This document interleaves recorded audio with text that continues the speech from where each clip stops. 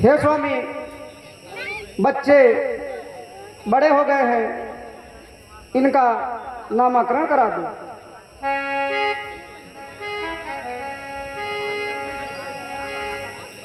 बहुत ही उत्तम बात कही है।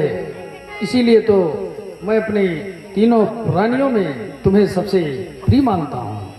हमेशा उचित समय पर तुम मुझे उचित सलाह देती आई हो।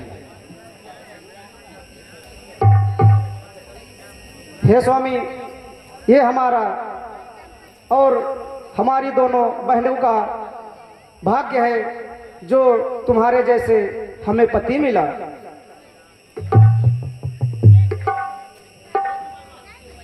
ये तो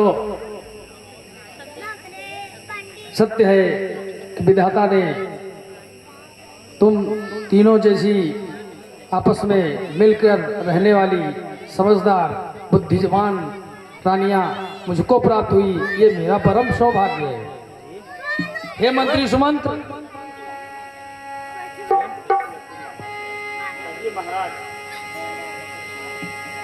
कहिए महाराज, क्या कहना चाहते हैं? रानी कैकेयी ने जो बात अभी मुझसे कही है सर्वथा आपको कितना उचित लगती है? हे महाराज, यह बात तो अति उत्तम है। महारानी ने ठीक ही बतलाया। तो हे मेरे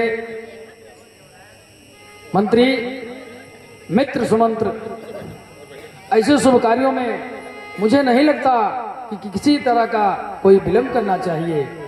आप इसी वक्त दरबार से प्रस्थान करें और गुरु वशिष्ठ के पास जाकर सा आदर उन्हें दरबार में ले आए।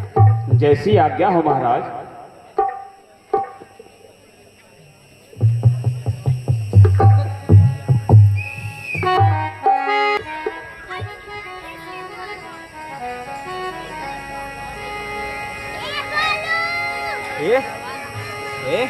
बरोबर माहिती का?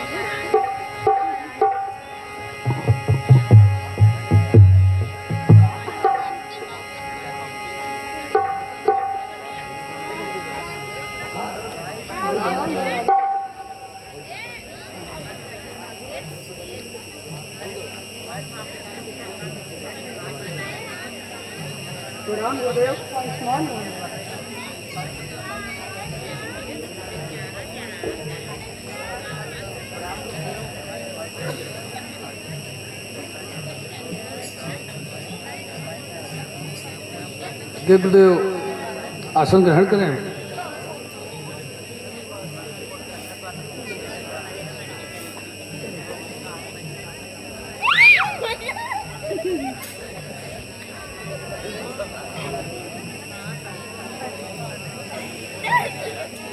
हे राजन, गुरुदेव आ गए हैं, बच्चों का नामकरण कर दिया जाए।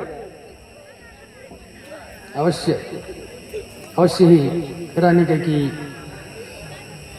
तुम्हारी बातों से हम अति प्रसन्न हैं और इसीलिए हमने सुमंत्र को भेजकर तुम्हारे कहने पर ही गुरु को अपने पास दरबार में बुलवा लिया, जिससे आप लोगों की उपस्थिति में गुरुदेव यहाँ आकर आपके चारों पुत्रों का नामकरण कर सकें।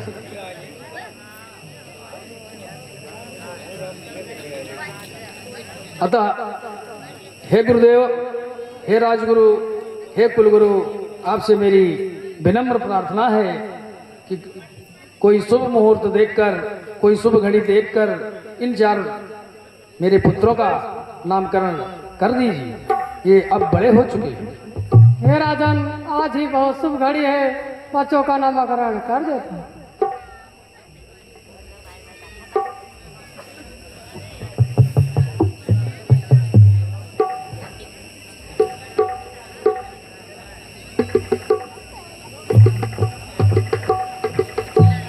जो श्याम मृदुल मनहारी है, जो नील कमल सा सुंदर, जो नील कमल सा सुंदर, जो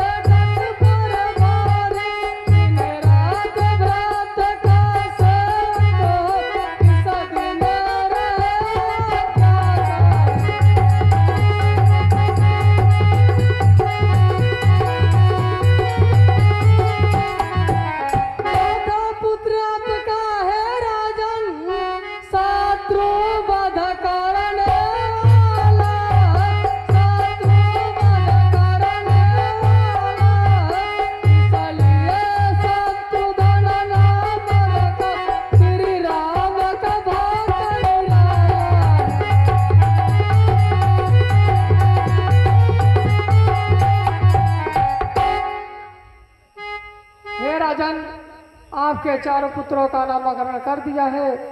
आज से यही नाम से सारा संसार बुलाएगा और जानेगा। ठीक है गुरुदेव। हे प्रिय रानियों, बच्चों को लेकर महल में जाओ। हे मंत्री सुमंत, कहिए महाराज। गुरुदेव को ससम्मान द्रव्य आभूषण देकर इनके स्थान तक पहुंचाकर वापस जल्दी आना। जैसी आज्ञा हो महाराज।